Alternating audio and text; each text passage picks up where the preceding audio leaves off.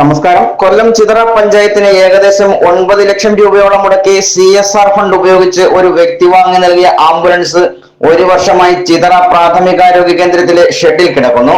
മലയോര മേഖലയായ ചിതറയിലും പരിസര പ്രദേശത്തുമുള്ള ജനങ്ങൾക്ക് ഏറെ ഉപകാരപ്രദമാകേണ്ട ആംബുലൻസ് ആണ് ഇത്തരത്തിൽ ഒരു ദിവസം പോലും ഓടാതെ കിടന്ന് നശിക്കുന്നത്. ഡ്രൈവറെ നിയമിക്കുവാൻ കഴിയാത്തത് എന്തൊക്കെയോ തർക്കങ്ങൾ ഉള്ളത് കൊണ്ടാണെന്നും പറയപ്പെടുന്നു. രേഖാമൂലം ഇപ്പോഴും ആംബുലൻസ് പഞ്ചായത്ത് സെക്രട്ടറിയുടെ പേരിലാണെന്നാണ് ഹോസ്പിറ്റലിലെ മെഡിക്കൽ ഓഫീസറുടെ വാദം. വാങ്ങിക്കൊടുത്ത CSR ഫണ്ട് ഉപയോഗിച്ച് വാങ്ങിക്കൊടുത്ത ആംബുലൻസാണ് ചിത്ര ഗ്രാമപഞ്ചായത്തിന് സംഭാവനയായി നൽകിയത്. ഈ സംഭാവനയായി നൽകിയിട്ട് ഇപ്പോൾ 8-9 മാസത്തോളം ആകുന്നു. ഒരു വർഷം ഈ വണ്ടി ഇവിടെ എത്തിയിട്ട്. ഇത്രയും ദുരിതം അനുഭവിക്കുന്ന ഒരു പ്രദേശമാണ് നമ്മുടെ ചിത്ര ഗ്രാമപഞ്ചായത്ത് എന്ന് പറയുന്ന ഗ്രാമപ്രദേശമാണ്. നിരന്തരമായി ഈ മാങ്കോട് FHCയിലാണ് ഈ നിരന്തരമായി രോഗികൾ എത്തുന്നത്. ഡെയിലി 500-ൽ പരം OP ആണ് ഡെയിലി ഇവിടെ നടക്കുന്നത്.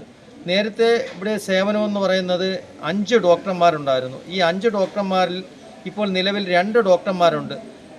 ഈ വരുന്ന രോഗികൾക്ക് അവർക്ക് തൃപ്തികരമായ രീതിയിൽ ചികിത്സ ലഭിച്ച് ഇവിടെ നിന്ന് പോകാൻ പറ്റാത്തൊരു സാഹചര്യമാണ് നിലവിലുള്ളത്. പഞ്ചായത്തും PHCയിലെ നമ്മുടെ FHCയിലെ മെഡിക്കൽ ഓഫീസറും തങ്ങളിലുള്ള തർക്കമാണ് ഈ വണ്ടി ഇവിടെ ഇങ്ങനെ ഒരു വർഷമായിട്ട് ബാറ്ററി ഡൗണായി വണ്ടി തുരുമ്പിച്ച് ഇവിടെ കിടക്കാനുണ്ടായിട്ടുള്ള കാരണം.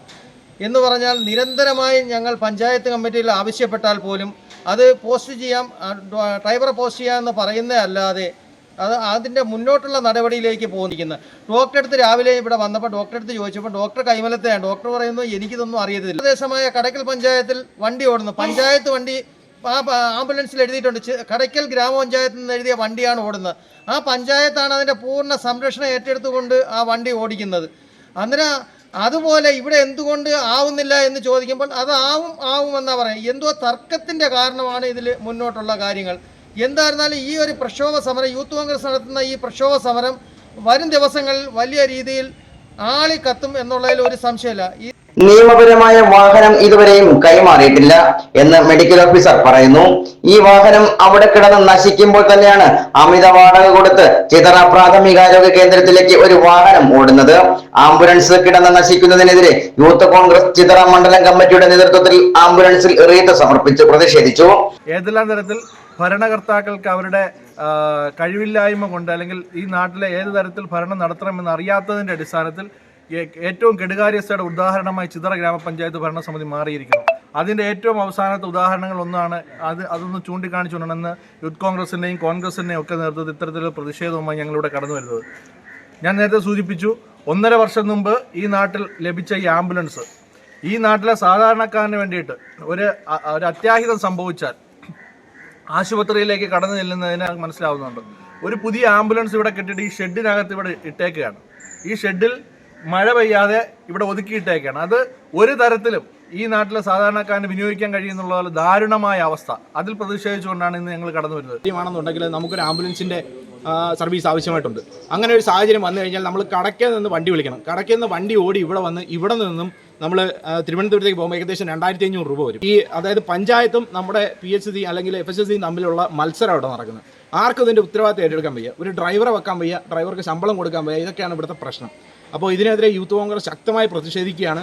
ഇന്നിപ്പോൾ ഈ ഒരു സമരം എന്ന് പറയുന്നത് നമ്മൾ റീത്ത് വെച്ച് ഇതിനെ ഈ ഒരു സമരം ഉദ്ഘാടനം ചെയ്യുകയാണ്. ഇതുകൊണ്ട് ഇപ്പോഴും ചിതറയിലും പരിസര പ്രദേശത്തുമുള്ള ജനങ്ങൾ ആശ്രയിക്കുന്നത് 7 കിലോമീറ്റർ അപ്പുറമുള്ള കടയ്ക്കലിൽ നിന്നുള്ള ആംബുലൻസ് സർവീസിനെയാണ്.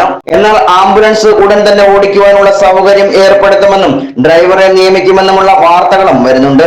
എന്നാൽ ഒരു വർഷക്കാലമായി ഓടാതെ ഷെഡിൽ കിടന്ന് നശിക്കുന്ന ആംബുലൻസ് ഓടിക്കും എന്ന് പറയുന്നത് വീണ്ടും ജലരേഖയായി മാറുമോ എന്ന സംശയവും നാട്ടുകാർക്കുണ്ട്. വിവിധ ഗ്രാമപ്രദേശങ്ങളിൽ പെട്ടെന്നൊരു വാഹനം കിട്ടാതെ വിഷമിക്കുന്ന നൂറുകണക്കിന് ആളുകൾ ഉള്ളപ്പോഴാണ് ഇത്തരത്തിലൊരു ആംബുലൻസ് ഇങ്ങനെ ഓടാതെ കിടന്നിരുന്നത് എന്നുള്ളത് പരിതാപകരമാണ്.